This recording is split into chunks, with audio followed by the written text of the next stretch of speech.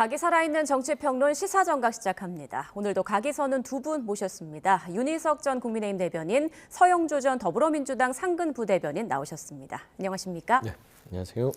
자, 윤석열 대통령의 최후 변론을 하루 앞둔 오늘인데요. 정치권은 중도 보수론 프레임을 두고 치열한 공방을 벌이고 있습니다. 먼저 오늘 아침 여야 대표의 발언부터 듣고 오시죠. 기존의 민주당이 역주행 수준이었다면 이재명 대표는 역주행에 난폭운전에 음주운전까지 더해서 도로를 온통 난장판으로 만들고 있습니다. 이재명의 민주당이 대한민국을 어느 낭떠러지로 몰아가는 건지 추측조차 불가능한 지경입니다. 민주당과 이재명 대표가 보수정당의 정책을 베낀다고 해도 성과만 제대로 낼 수 있다면 뭐가 문제겠습니까? 하지만 베끼려면 제대로 베껴야 합니다. 남의 답안지 훔쳐보며 자기 마음에 드는 분만 골라 베끼면 오히려 정답에서 더욱 벗어나게 됩니다.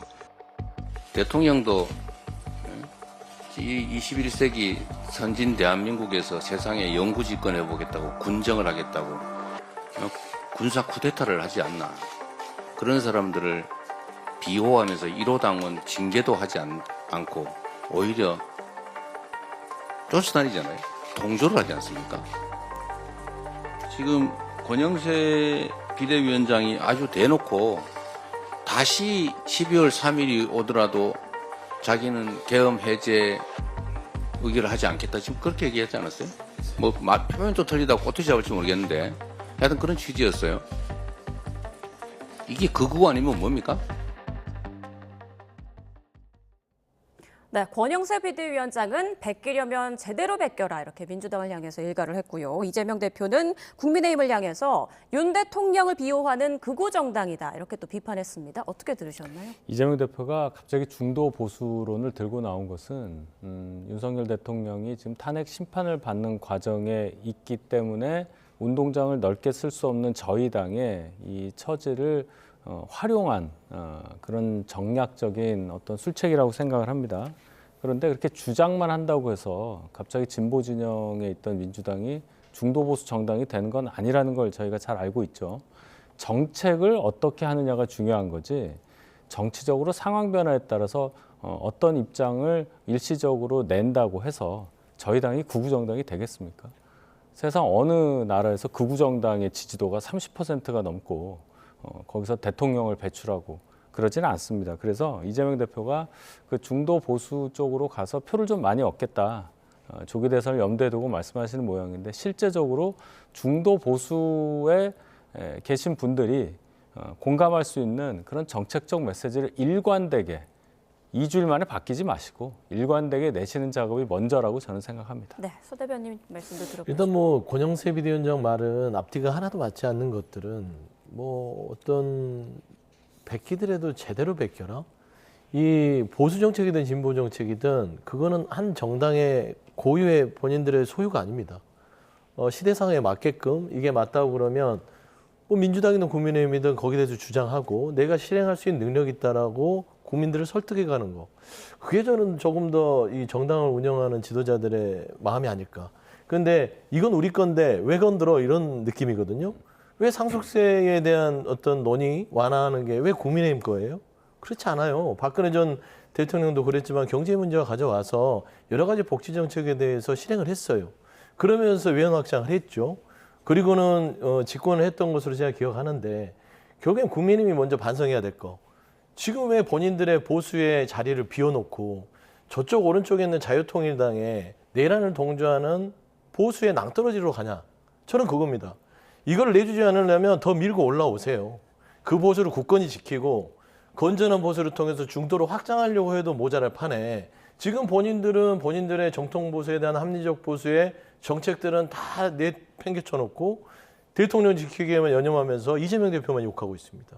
뭡니까? 어떤 상속세와 어떤 소득세 부분에 대해서 얘기를 하면 한번 정책적으로 붙어보자. 우리의 것이 진짜인지 당신의 것이 진짜인지 이게 정말 국민을 위한 것인지 이렇게 하는 것들이 정당의 지도자의 모습이지 야당 대표에 대해서 뭐 역주행, 음주, 난폭 이런 과격한 언어만 쓴다고 해서 본인들의 정책에 대한 소유권을 주장할 수 있지 않는 건 아니지 않겠습니까? 그래서 네. 저는 이런 부분 굉장히 좀 아쉬운 발언들이다. 방금 이런 비판에 대해서는 좀 어떻게 주장을 하시겠습니까? 이제 국민의힘이 과도한 우클릭으로 좀 자리를 비워둔 거 아니냐, 이런 원인 제공을 한 거 아니냐, 이런 얘기가 나오거든요. 그 우클릭이라는 내용이 정책 관련한 얘기라면 뭐 토론의 여지가 있겠는데 지금 민주당에서 저희가 우클릭을 했다 하면서 극우정당이라고 몰아세우는 이유는 탄핵 심판 관련한 저희의 메시지에 딱 국한되어 있다고 생각을 합니다. 저희는 헌법재판소의 공정한 심판 절차를 통한 결과를 듣기를 원하는 거예요. 그런데 지금까지 한 2달 가까이 진행된 탄핵 심판의 과정이 적어도 피청구인 저희 당에서 배출한 윤석열 대통령 측에 그리 공정해 보이지 않고 흠결을 찾을 수 있는 부분이 많았다. 그래서 헌재에 대해서 더 공정한 모습을 보여달라고 요구해 왔던 겁니다. 그 과정을 우클릭을 했다. 극우의 모습을 보여주고 있다. 이렇게 정치 공세를 하는 거라고 생각하고 방금 전에도 말씀드렸지만 어떤 정당이 진보 정당이냐 보수 정당이냐 하는 것은 그 당수가 선언적 의미로 그 단어를 쓰는 것으로 결정되는 게 아니라 정책적 지향점이 어떤 것이냐, 철학이 어떤 것이냐, 거기에 따라 달려있는 것이라는 것을 국민들께서 너무나 잘 아시고 계신다. 이렇게 말씀드리겠습니다. 두 분 모두 정책으로 붙어보자 이런 말씀 두 분 해주셨는데 이제 말이 나온 김에 상속세 얘기를 잠깐 해보겠습니다. 이재명 대표가 이제 최근 상속세를 18억까지 공제해주겠다고 나선 부분에 대해서 이제 국민의힘 비판이 이어지고 있는데요. 이에 대해서 자 그럼 초부자들 상속세를 왜 10%포인트나 깎아줘야 하나 이렇게 또 이재명 대표가 맞받았단 말이죠. 어떻게 보십니까? 자, 초부자 감세를 왜 해주느냐는 그 발언에 어떤 것이 있느냐를 봐야 됩니다. 저희가 상속세 관련해서 물론 공제액도 올려야 하지만은 세율 조정에 대해서 얘기를 하는 이유가 우리나라의 많은 이 중소기업이 이제 승계 과정에 많이 있는데 이 최대 주주가 상속을 통해서 뭐 자녀에게 그 지분을 넘길 때는 더 50% 최고 세율에 할증이 돼서 60%를 내야 돼요. 예. 그렇게 되면 회사가 남아나질 않습니다. 경영권이 바뀐다는 얘기예요. 그런 많은 부담을 안고 경영을 이어갈 만한 그렇게 재무 상태가 주는 기업이 얼마나 많겠느냐. 결국은 보수라는 것은 공동체를 유지하는 것이 목적인데 그런 식으로 고용을 창출하고 경제적으로 부를 제공할 수 있는 재화를 생산하고 국가에 세금을 내는 그런 역할을 하는 기업이 제대로 운영을 못하고 기업 정체성을 상실한 가운데 자꾸 넘어간다. 이것이 어떻게 보수의 정체성에 맞겠습니까? 그런데 이재명 대표는 상속세 조정하겠다. 딱 그 생각만 하는 거예요. 세금을 줄여주는데 본인들한테 접근 가능한 층만 딱 해서 그것만 바꿔주겠다. 보수의 정체성과 하나도 안 맞는 얘기죠. 오히려 역행하는 정책을 내놓고선 보수를 주장하고 있는 겁니다. 이것은 설득이 안 되는 거기 때문에 앞으로 계속 그렇게 하자도 저는 좋다고 봅니다. 네, 보수의 역행하는 정책이다라는 주장 어떻게 들으셨어요? 보수의 역행이라는 게 보수가 대한민국 국민 모두를 대표하나요? 그러니까 국민의 삶에 대해서 생각을 해보시죠. 상속세라는 부분에 있어서 완화 조건을 얘기했던 건 부동산 상속세에 대해서 얘기한 겁니다. 네. 그러니까 최근에 부동산의 가치가 높아지면서 8억 이상에 대한 상속세를 과도하게 매기는 게 그게 현실적으로 조금 그 국민들한테 다소 이제 고가의 아파트일 수도 있으나 그 정도의 아파트 수준에서 이 상속세 때문에 집을 팔아야 되는 여건까지 된다면 이거는 너무나 좀 가혹하다. 그래서 1주택 보유자에 대해서는 18억까지는 상속세를 완화해서 그들이 이 상속세 때문에 집을 파는 일은 없도록 하자. 물론 이제 그 타겟팅이 뭐 마용성이라고 하죠. 보통 이제 강남을 중심으로 해서 있을 수 있으나 저는 1천억 이상의 자산가가 과연 초고소득의 부자라고 안 할 수 있을까요? 그러니까 이제 기업을 하는 입장에서나 중소기업이나 대기업이나 저는 이 상속세 부분에 있어서는 기업의 지배구조를 바꾸는 게 먼저라고 봐요. 최근에 기업들이 홀딩스 체제로 해서 거기에서의 지분을 가지고 회사를 운영하면서 세금을 적게 내거든요. 그럼 이게 이제 상속세 문제하고는 좀 다른 문제다. 그래서 그 초고소득 부자들에게 대해서는 따로 떼어놓고 지금은 당장 집에 대한 18억 이상에 대해서 상속세 때문에 부담이 되는 분들만 핀셋으로 해서 한번 상속세에 대한 완화를 해보자라는 논의예요. 그래서 일단은 던진 부분들은 이재명 대표의 이런 주장이니 예. 그러면 국민의힘도 그 주장을 갖고 오면 되죠. 1천억 이상도 세금 좀 깎아주라. 왜 거기는 빼고 하냐. 그렇게 따져서 국민들이 봤을 때 납득할 수 있으면 가는 것이고, 그럼 민주당에서도 비슷한 게 들어가겠죠. 기업의 지배구조를 바꿔가면서 그러면 세금을 더 거둘 수 있는 방식으로 지배구조를 개선해보자. 뭐 이렇게도 나올 수 있으니까 저는 앞서 얘기했듯이 그냥 만나지도 않고 서로 간에 비판만 하지 말고 만나서 뭔가 효율적인 그런 생산물을 만들어내는 과정이었으면 좋겠다. 네. 그런 말씀 드립니다. 자, 그래서 이재명 대표가 이제 세제 개편안을 놓고 권성동 원내대표를 향해서 공개 토론을 하자 이렇게 제안을 했는데 어제까지만 해도 이제 답할 가치가 없다더니 오늘은 그래 해보자 이렇게 또 선회했단 말이죠. 어떤 생각을 하고 있을까요? 일단 이제 세제와 관련된 이제 특정한 정책을 가지고 토론을 하자고 하는데 그것을 뭐 안 할 이유는 저는 없다고 생각합니다. 만나서 입씨름만 하는 어떤 정치 공세 그거 관련한 대화가 아니라 특정한 정책적인 어떤 현안을 놓고 어느 쪽의 논리가 맞느냐에 대해서 토론을 하자는 것을 굳이 반대할 이유는 없고 오히려 그런 기회를 통해서 이재명 대표가 갖고 있는 민주당에서 주장하는 논리가 얼마나 허황되고 저희가 생각하는 논리가 지금 우리 현실에 대단히 맞다. 이것을 부각시킬 기회라고 저는 봅니다. 예, 언제 어떤 방식으로 어떤 주제를 중심으로 토론을 하게 될지는 조금 더 지켜봐야 하는 그런 상황입니다. 자, 그런데 최근에 이 대표가 이렇게 중도 보수론을 당당하게 외치는 이유 중에 하나가 이번 다가올 대선에 심상정 의원이나 조국 전 대표가 나올 수 없는 상황이어서 더 그런 거 아니냐 또 이런 관측도 있더라고요. 과연 그럴까요? 그러니까 조국 대표나 심상정 대표 같은 경우는 많이 오래되셨죠. 정의당 내에서도 그분이 또 대선 후보를 한다는 확률도 낮잖아요. 근데 조국 대표는 이미 이제 본인의 어떤 처지가 그런 상황이 되셨기 때문에 예. 그걸 고려해서 중도 보수를 하기보다는 전략적 측면이 분명히 있다고 봅니다. 외연 확장을 위한 중원으로의 어떤 진출인데 그걸 나쁘게 볼 필요는 없을 것 같아요. 국민님도 어차피 대선을 치러야 될 입장이라면 중도 확장이 필요하잖아요. 그러면 본인들도 그 부분에 대해서 좀 긍정적이고 본인들 자발적인 어떤 정책을 내야지 이재명 대표가 중도 보수로 쭉 나온다고 해서 그거를 비판하는 것들. 그다음에 진보 측은 나올 사람이 없으니까 거기는 다 잡은 물고기다. 그래서 신경 안 쓰는 거 아니냐. 그래서 그 다 잡은 물고기들이 등을 돌릴 수도 있다. 그런 우려들.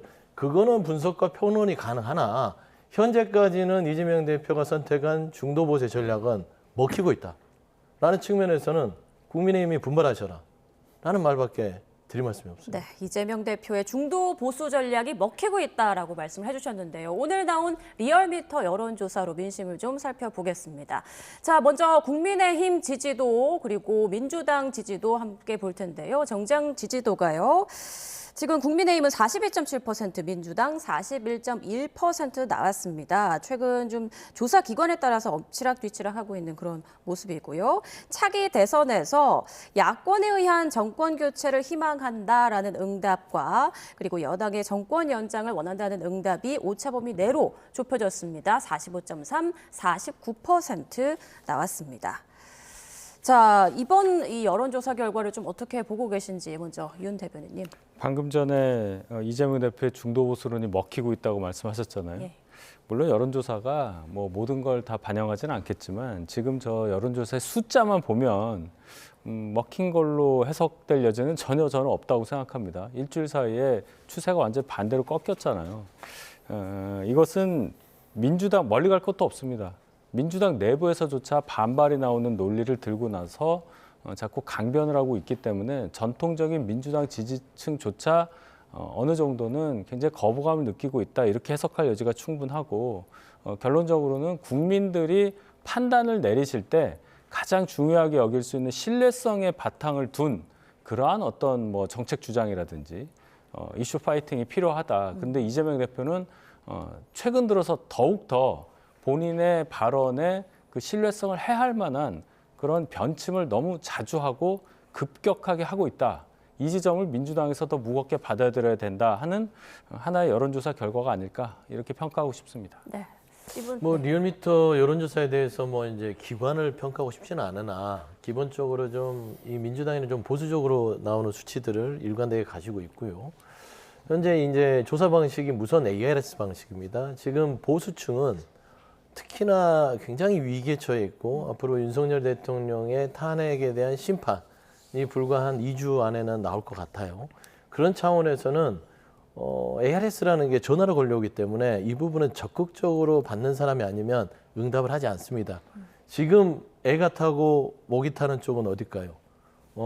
이 민주당 쪽일까요? 국민의힘 쪽일까요? 그렇게 봤을 때는 보수 가표지까지 얘기하지 않더라도 예. ARS에 적극 참여해서 대답하는 층을 고려할 때는 그렇게 국민의힘 쪽에서 저 지지율을 가지고 만족할 만한다거나 또 민주당 쪽에 아예 지금 현재의 이재명 대표의 중도 보수의 중도 외연 확장이 먹히지 않았다고 평가하기에는 조금 불확실한 데이터다.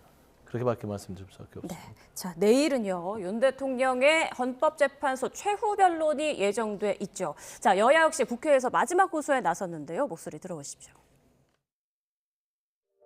그런데 이대로 헌재가 탄핵 선고를 내리면 이미 탄핵 찬반으로 갈라진 나라가 더 큰 갈등 속에 빠지지 않을까 걱정됩니다.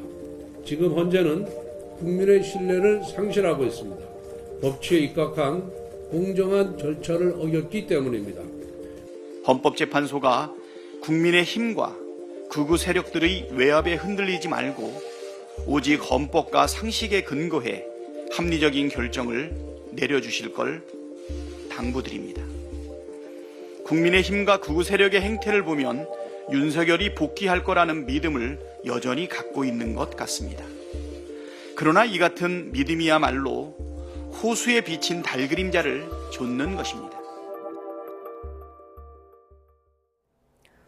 네, 헌재가 이대로 탄핵 심판 선고를 하면 안 된다. 나라가 더 큰 갈등에 빠질 것이다. 이게 권성동 원내대표 주장인데요. 어떻게 그럼 들으셨어요? 권선동 원내대표한테 한번 여쭤보고 싶어요. 그럼 헌재가 어떻게 했으면 좋을까요? 그러면 헌재가 탄핵 선고를 완전히 늦출까요? 아니면 그 혼란을 얼마나 더 갖고 가야 만족하시겠습니까? 그리고 헌재가 탄핵을 기각시켜서 지금 내일 안에 범죄로 혐의를 받고 있는 대통령이 직무에 복귀돼 있고요. 형사재판 중인데 대통령직을 유지하면서 본인의 개헌권을 다시 한번 발동한다면 대한민국의 사회는 어떻게 될까요? 상상해 보셨을까 묻고 싶거든요. 저는 이제 정치적인 입장에서 방어를 할 수밖에 없어서 저런다는 건 이해는 하나 그래도 선이라는 게 있습니다. 정치의 권력 구도 그다음에 관계성도 있지만 그래도 이 공당의 지도자 그리고 국회의원으로서는 국민을 먼저 생각하는 원칙론을 얘기할 수밖에 없거든요. 국민을 생각할 때 과연 저 말이 합당한지 한번 되돌아보셨으면 좋겠다. 그런 말씀 좀 드리고 싶습니다. 내일 헌재에서 윤 대통령이 어떤 말을 할까? 이게 또 지금 가장 큰 관심이 아닐까 싶은데 이런 메시지가 꼭 나와야 한다. 나왔으면 좋겠다 하는 부분이 있을까요? 윤 대통령이 지금 계엄 사태 때문에 이 탄핵 심판에 지금 회부된 상태잖아요. 예. 기각, 그러니까 복귀할 경우에 어떻게 운영을 하겠다. 이것을 국민 그리고 헌법재판관 앞에서 설파하는 것이 가장 중요하겠죠. 우려하는 분들은 윤 대통령이 복귀할 경우에 뭐 예를 들어서 또 계엄을 하는 게 아니냐. 또 여야 대립이 똑같이 유지돼서 또 나라가 혼란스럽게 되는 거 아니냐. 이런 걱정들을 많이 하시는데 윤 대통령께서 복귀하실 경우에 그러한 어떤 우려를 부식시킬 수 있는 발언을 하신다면은 적어도 국민들께는 굉장히 긍정적인 메시지로 작용할 것이고 헌법재판관들에게도 파면에 이를 만한 어떤 결정을 하는 것이 맞느냐 아니면 윤 대통령을 복귀시키는 것이 국정 안정에 도움이 되느냐 하는 그 판단에서 대단히 중요하게 작용할 가능성이 커요. 그래서 윤 대통령이 이 무제한 진술하게 되는 거 아니겠습니까? 예. 어떤 말씀을 하실지가 이번 탄핵 관련한 이 선고에 있어서 대단히 중요하다. 저는 그렇게 봅니다. 네, 서 대변인님께서는 어떤 말이 꼭 나와야 한다고 보세요? 상식적이라면은 벌써 나왔어야 될 문제는 국민 앞에 정말 죄송하고 드릴 말씀이 없다. 저는 이 말이 누누이 나와야 된다고 보는데요. 그럴 공사는 거의 없다.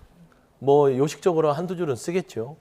결국에는 본인에 대한 항변을 할 거라고 봅니다. 12월 10일 기억하실 겁니다. 왜 계엄을 했는지 전 국민에게 다시 담화를 통해서 밝혔죠. 반국가 세력을 척결하고 정부 세력을 몰아내고 애국의 마음으로 했다. 과연 그 말을 이 마지막 진술의 것까지 누누이 길게 설명을 한다면 우리 국민들은 어떤 마음일까요? 지금까지 10차 변론을 진행되면서 윤석열 대통령이 본인의 어떤 국회 봉쇄, 포고령, 체포 지시, 그다음에 선관위에 대한 여러 가지의 갖가지의 행위들을 반박할 만한 어떤 증거나 발언들을 한 것을 과연 봤는지 생각해 봤을 땐 거의 없습니다. 겨우 있는 건 우리 머릿속에 있는 건 계엄령은 계몽령이고 국민들에게 알렸으니까 성공한 구태타고 홍장원이라는 1차장이 장소를 기억 못했으니 이 사람이 오염됐고 곽정군 전 사령관이 양심 고백을 했으니 탄핵 공작에 나섰다. 이외에는 기억난 게 없습니다. 그렇게 됐을 땐 마지막 최후 변론에서는 정말 모든 걸 내려놓고 대통령이라는 입장에서 마지막 나라를 생각하고 국민을 생각한다면 정말 진심되게 반성하고 성찰하고 본인의 잘못에 대해서 국민들 앞에 석고되지 않은 그런 시간이 나와야 되는데 그러지 않을 것 같아서 조금 마음이 씁쓸합니다. 네, 윤 대변인께서 앞서 윤 대통령의 내일 최후 변론 말이 굉장히 중요하다라고 말씀해 주셨잖아요. 지금까지 대통령이 이제 변론에 꼬박꼬박 참석해서 본인의 입장을 좀 적극적으로 피력을 했는데 이런 부분들이 여론에 어떤 영향을 미쳤다고 보세요? 저는 윤 대통령 측 입장에서 볼 때는 그래도 계엄을 할 수밖에 없었던 이유를 설파하는 것 그리고 그 이후에 벌어졌던 상황들이 대통령을 파면시킬 만한 사유까지는 되지 않았다. 이 두 가지 점을 강조해서 국민들께 잘 전달이 됐다고 평가할 여지가 있다고 봅니다. 특히 대통령께서 이전에 두 전직 대통령과는 달리 직접 헌재 대심판정에 나와서 증인과 직접 신문을 나누기도 하고 또 본인 의견을 계속 피력을 하지 않았습니까? 그런 점이 어떤 점에서 보면 지지자들 또 국민들에게는 대통령이 가지고 있는 생각이 굉장히 그 굳건하고 또 직접 말씀하신 것을 통해서 그 설득되는 내용이 더 가까이 다가설 수 있는 효과도 있었다고 보거든요. 그렇기 때문에 제가 최후 진술도 분명히 국민들께 공개가 될 겁니다. 그 과정에서 계엄을 할 수밖에 없었던 상황 분명히 반복하실 겁니다. 예. 그 점이 마음에 닿을 가능성이 크고 말씀드렸던 대로 복귀될 경우가 훨씬 더 국정 안정에 도움이 된다. 여러 방법을 통해서 이러이러하게 남은 임기 동안 국정을 운영하겠다. 이 점이 진솔하게 전파가 되고 전달이 된다면 윤 대통령의 이 탄핵 심판 선고 이 결과에 큰 영향을 미칠 거라고 생각하는 이유이기도 합니다. 네, 지금 또 공수처의 영장 쇼핑에 대한 문제도 다시 제기된 그런 상황인데 오동훈 공수처장이 사퇴해야 한다면서 국민의힘이 오늘 오후에 또 공수처를 항의 방문한다고 하더라고요. 네. 이 부분은 어떻게 생각하세요? 대한민국 국민의힘이 그래도 아직까지 집권 여당인데 사법부를 흔들고 그다음에 수사기관을 흔들고 언제까지 이 일을 하실 건지 참 안타깝습니다. 그러니까 민생과 정책을 민주당은 던지면서 토론하자고 그러고 중도회원을 하면서 그 다음에 있을 수 있는 정치적 행보를 준비하는데 언제까지 헌재 흔들기, 검찰, 공수처 흔들기에 나서봤자 실익이 없잖아요. 그다음에 무슨 공수처 영장 쇼핑이라고 하는데 사실상 석동현 변호사인가요? 윤곽근 변호사가 발표를 했죠. 우리 법 연구에 대한 음모론을 얘기하면서 영장 자체가 공수처에서 이미 이중으로 갔던 부분들 그리고 그 부분이 서부지법으로 갈 때 적시하지 않았을 것이라는 그런 얘기를 했는데 팩트가 다 틀리잖아요. 앞서 통신 압수수색 영장은 했지만 그 자체는 체포영장에 기재할 의무가 없는 것이고 그다음에 체포영장으로 중앙지법에 해서 기각됐던 것은 따지고 보면 윤석열 대통령이 아니라 관련자들입니다. 그러니까 서부지법의 판단 부분들을 가지고 지금 영장 쇼핑을 하는데 중앙지법이나 서부지법이나 법적 테두리 내에서 수사기관이 관할구역을 어디로 할 거냐는 정하는 거잖아요. 그럼 판단이죠. 판단이 쇼핑입니까? 그건 아니잖아요. 법적 절차를 넘어서 우회적으로 갔던 것도 아니라서 저는 이 윤석열 대통령 측이 마지막까지 형사재판을 위해서 공수처를 흔든다고 보는 거는 맞으나 이런 식으로 국민들을 현혹시킬 만한 우리 연구회를 갖다가 붙이면서 마치 그 지금 오동훈 처장이 우리법 연구회 소속인 것처럼 하는데 아니라고 밝혔잖아요. 사실인 게 거의 없어요. 그런 측면에서는 좀 더 이상 이런 흑색선전을 멈춰야 되는데 이 자체가 계속 보도되는 것도 참 우려스럽다. 그런 생각을 합니다. 네, 윤 대변인 의견도 듣고 싶은데요. 공수처의 영장 쇼핑에 대한 의견 어떠십니까? 네, 일반 국민을 체포하고 구속하려면은 법원에 의해 발부된 영장이 필요하죠. 하물며 현직 대통령을 체포하고 구속되는 데 있어서도 당연히 영장이 필요한 것이고 영장 청구와 발부 과정에 있어서 어떠한 흥결도 있어서는 안 되는 게 당연한 원칙이 될 겁니다.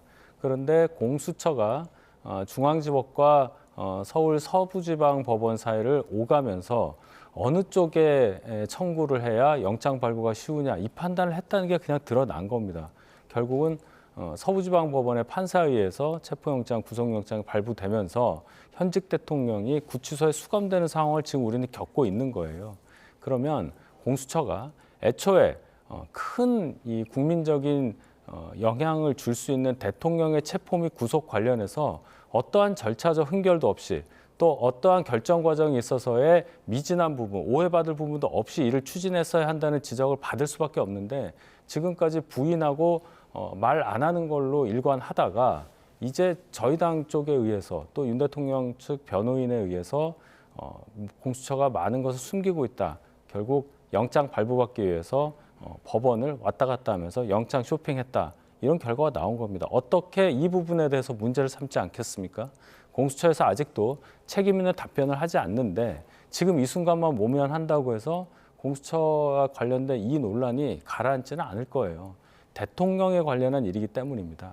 이건 정파를 넘어간 일이기 때문에 공수처가 향후에 뭐 어떤 상황이 전개될지 전국이 어떻게 될지 모르지만 분명히 이 부분에 대해서는 큰 책임을 지게 될 것이다 이렇게 봅니다. 네. 일단 내일은 윤 대통령의 탄핵 심판 최후 변론이 있는 날이고 또 하루 뒤인 모레는 이재명 대표의 선거법 관련 항소심 결심 공판이 열립니다. 자, 지금의 시간표대로라면 3월 안에 현직 대통령과 제1야당 대표의 정치적 운명을 가를 재판이 모두 이제 나올 것으로 보이는데 결과 좀 어떻게 예상하세요? 뭐 일자를 얘기를 하신다면 아마 2월 25일이 헌재의 윤석열 대통령 측의 이제 최후 변론이 될 것이고요. 내일이요. 그게 마치면은 통상 예전에 노무현 전 대통령과 박근혜 전 대통령의 어떤 그 기일을 봤을 때 11일 이내를 벗어나지는 않을 것 같아요. 그랬을 때 대법원이 물론 화요일, 목요일만 특정한 건 아니나 최소한 3월 14일 이전에는 선고 공판을 하지 않을까 그렇게 보고 뭐 이재명 대표는 지금 2월 26일까지가 이 법원에서 정한 결심 시일이기 때문에 예. 그날 2월 26일을 하고 나면은 최소 형사재판이 일반적으로 한 4주 내에 선고 공판을 잡아야 되기 때문에 3월 중순 넘어서 한 20일에서 30일 정도 이제 최종 2심 선고가 나온다고 보면 거의 3월 자체가 지금 전체적인 전국에 있어서 가장 뜨거운 핵심이 될 것이고 3월 11일이나 13일 정도에 대통령에 대한 자격에 대한 결정이 난다면 예. 바로 이제 60일 이내에 조기 대선이 실시되지 않겠습니까? 그래서 아마 3월 중순 이후부터 정치권이 여러 가지 현안들로 뜨겁게 달궈질 것 같다. 좀 그렇게 보시는 게 맞을 것 같습니다. 그럼 짧게 좀 여쭤볼게요. 탄핵 심판 결과와 2심 선고 결과 각각 좀 어떻게 예상하세요? 뭐 2심 선고 결과야 뭐 무죄로 생각하고 있는 쪽은 민주당의 여러 의원들과 이재명 대표 쪽이고 최근에 이제 2심 재판부가 어떤 검찰의 공소 사실이 명확하지 않다. 좀 명확하게 그 기억하지 못하는 부분들을 적시해달라고 한 걸 보면 이게 무죄로 나올 가능성이 높다고 기대를 하고 있으나 끝까지 어떤 여러 가지 사안에 대해서 뭐 자신하거나 오만할 수 없는 거 아니겠습니까? 그다음에 탄핵 심판 관련해서는요. 8대 0이 아니고선 나올 수가 없습니다. 왜냐하면 너무나 증거와 정황들이 차고 넘치고 대통령 측이 너무나 일관된 혐의를 부인하는데 그 혐의 부인 정도가 비논리적이고 비이상적이잖아요. 그래서 저는 이런 부분에 있어서 헌재 소장들의 어떤 성향을 다 떠나서 합리성과 법률적 기준이 명확하다면 8대 0이 나올 수밖에 없다. 저는 그런 말씀을 드립니다. 네, 윤 대변인 예상도 들어볼게요. 일단 이재명 대표 2심은 1심에서 나왔던 형이 워낙에 중형이기 때문에 이건 무죄 아니면 유죄 이렇게 봐야 되거든요. 무죄가 나올 가능성은 거의 없다고 생각합니다. 그럼 1심과 거의 유사한 그런 형이 나올 걸로 보고 윤 대통령의 탄핵 관련해서는 글쎄 예단하기가 어렵습니다. 예. 지금 여러 가지 상황이 헌재에서 벌어졌던 그 증인신문 과정이라든지 증거 채택 이런 것으로 볼 때 과연 헌법재판관들이 윤 대통령의 계엄령 발동과 그 이후에 그 직후의 사태에 대해서 이것이 윤 대통령을 파면을 할 정도까지 이른 것이냐, 중대한 법률과 헌법의 위반이냐, 여기까지 판단하는 것에 대해서는 결과를 봐야 한다. 저는 그렇게 보고, 더 중요한 거는 윤 대통령 이거 단심제예요. 3월 중에 이제 결론이 나는 거지만 이재명 대표 2심 난다고 해서 결론 나는 게 아니고 대법원의 마지막 결정이 남아 있겠죠. 이제 탄핵 관련한 선고가 나면 이재명 대표의 시간입니다. 대법원도 헌재와 마찬가지로 이재명 대표가 빨리 뭔가 결과를 받아들일 수 있도록 대법원의 판결도 서둘러야 한다. 1심만 2년 2개월이 걸렸습니다. 원래 633, 1년이면 끝나게 되어 있는 것을 지금 3심까지 5월에 난다고 쳐도 2년 8개월입니다. 이런 것은 있을 수가 없다. 이재명 대표에 대해서도 똑같은 잣대로 지연되지 않은 정의가 실현되기를 바랍니다. 네. 자, 정치권의 시선은 이미 조기 대선으로 쏠려 있지만 국민의힘은 지금까지 표면적으로는 사실상 조기 대선에 좀 선을 긋는 그런 모습을 보였는데, 오늘 아침 홍준표 대구시장이 조기 대선이 열릴 경우 시장직을 사퇴하겠다, 이렇게 대권 도전을 공식화했습니다. 지금 이 시점에 이런 말을 한 이유는 뭐라고 보세요?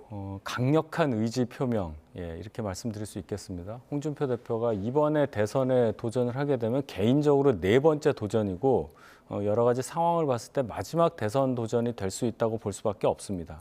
현직 대구시장인데 조기 대선이 있을 때 사퇴 안 하고 경선전에 나아가도 됩니다.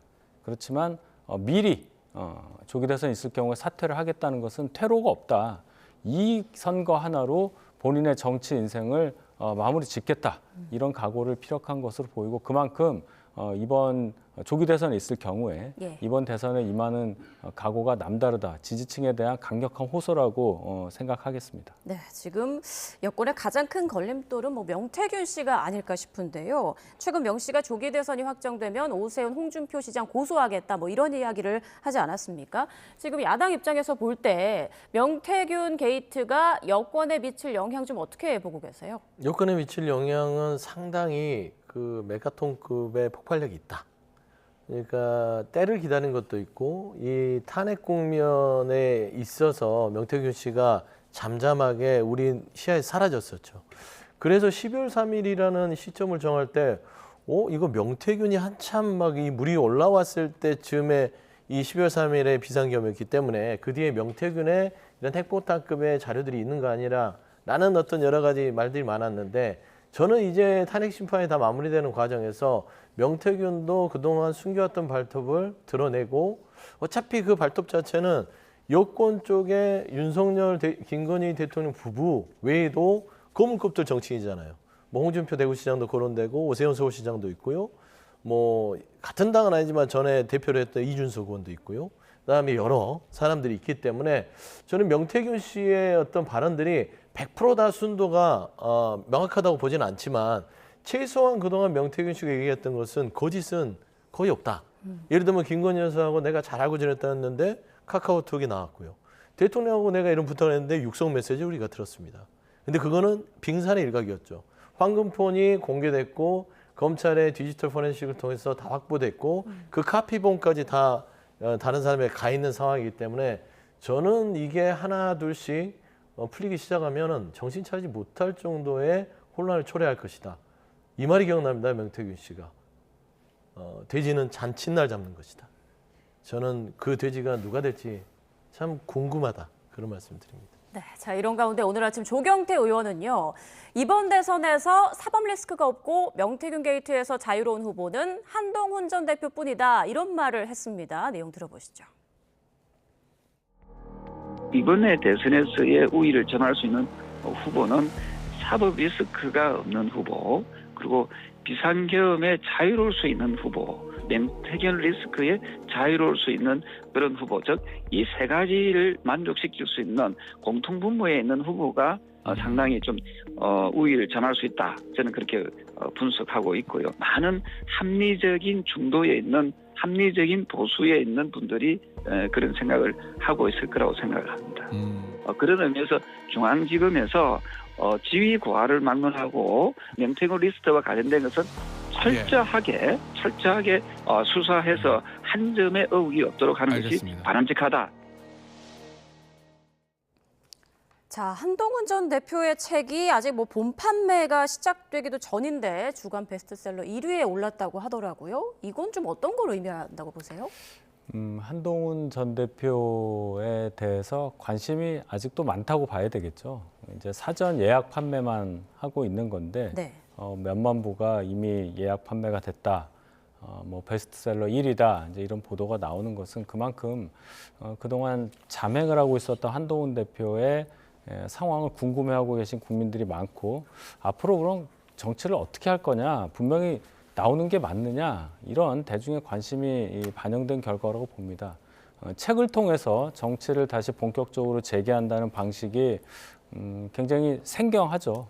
어떤 면에서 보면은 책, 활자로 인쇄된 정제된 언어로 본인의 생각을 전달하는 것이 한동훈 대표 입장에서는 가장 효과적이고 국민들에게 전파될 수 있는 그 메시지의 어떤 힘을 더 크게 하는 그런 방식이라고 판단했을 가능성이 높아서 책이 이제 내용이 공개된 이후에도 과연 언론 보도라든지 또 그 책을 읽으신 국민들의 반응이 어떨지 그 부분도 상당히 궁금합니다. 네, 명태균 게이트의 반사 이익을 한동훈 전 대표가 좀 받을까 이 부분도 관심이고요. 자, 이런 가운데 그 창원 교도소에 수감되어 있는 명태균 씨를 만나고 온 더불어민주당 박범계 의원 이제 최근에 또 황금폰이라고 주장하는 실물 사진을 공개했단 말이죠. 이건 의도가 좀 뭐라고 보세요? 일단은 뭐 명태균 씨가 등장하는 데 있어서 뭔가 좀 그 화력을 집중해주는 보조자 역할을 하는 거는 맞는 것 같아요. 어차피 민주당 내에서도 지금 현재 조기 대선이 이게 거의 뭐 기정사실화 돼 있고요. 그런 차원에서는 국민의힘 내부에 있어서 가장 큰 위크 포인트가 약점이 결국에는 명태균 씨라고 보는 거죠. 그러면 명태균 씨의 황금폰의 사진들 제가 들어보니까 박범계 의원이 직접 찍은 건 아니고 누구를 통해서 제보를 받아서 공개를 했다고 하는데 네. 결국에 황금폰 자체가 여러 가지의 많은 디테일한 증거들을 담고 있습니다. 그게 터지게 되면 누가 가장 큰 피해를 입을지 하는데 앞서 조경태 의원이 얘기했잖아요. 참 재밌지 않습니까? 사법 리스크가 없는 후보, 비상계엄에 자유로울 수 있는 후보, 명태균 리스크에 자유로울 수 있는 그런 후보 세 가지 충족하는 사람은 한동훈 전 대표밖에 없거든요. 그다음에 김문수 후보를 갖다 놔도 여기에 이제 보면 그 비상계엄에 자유롭지 않잖아요. 윤상현 의원은 두 개 다 자유롭지 않고 뭐 저기 오세훈 홍준표 시장도 그래요. 그래서 지금 현재 이 명태균이라는 이 그 화약고 같은 이 사람이 결국에는 민주당 내에서는 선거 전략으로서는 굉장히 득점 포인트가 되고 국민의힘 내부에서는 혼미한 상황에 그러면 폭탄 돌리기가 될 것이다. 라고 봤을 때는 저는 솔직히 국민의힘 아니 민주당 내의 조기 대선의 당내 경선보다는요. 국민의힘 내에 대선을 준비하는 주자들의 이 싸움이 훨씬 더 드라마틱하게 전개될 가능성이 높다. 그 이유는 명태균 때문이다. 좀 그런 말씀 드리고 싶습니다. 자, 마지막으로 윤 대변인 말씀 듣고 좀 마무리를 할까 하는데 명태균 게이트가 여권에는 폭탄 돌리기가 될 것이다 라고 말씀해 주셨어요. 지금 여권에서는 이 게이트 어떻게 보고 있나요? 굉장히 좀 당혹스럽죠. 이게 어떤 수사기관의 수사 결과를 공식적으로 발표하는 것도 아니고 명태균 씨 쪽에서 자꾸 뭔가 나오는 것이 저희한테는 좋을 게 하나도 없고 오늘도 명태균 씨 변호인이 라디오에 나와서 여러 가지 말을 했습니다. 확인되지 않은 사실이기 때문에 이것을 반박할 뭐 어떠한 상황이 안 되지 않습니까? 그런데 일방적인 주장만 퍼지다 보니까 저희 당의 유력한 대선 주자들이 굉장히 곤혹스러운 상황에 빠져 있다. 당 전체적으로 봐서 결코 반가운 상황은 아니기 때문에 저희 당에서 준비를 지금 잘 하고 있다. 이 의혹을 해소하기 위해서라도 굉장히 좀 센 반박을 많이 하고 있다. 이런 말씀 드립니다. 알겠습니다. 네, 지금까지 윤희석 전 국민의힘 대변인, 서영주 전 더불어민주당 상근부 대변인과 함께했습니다. 두 분 고맙습니다. 네.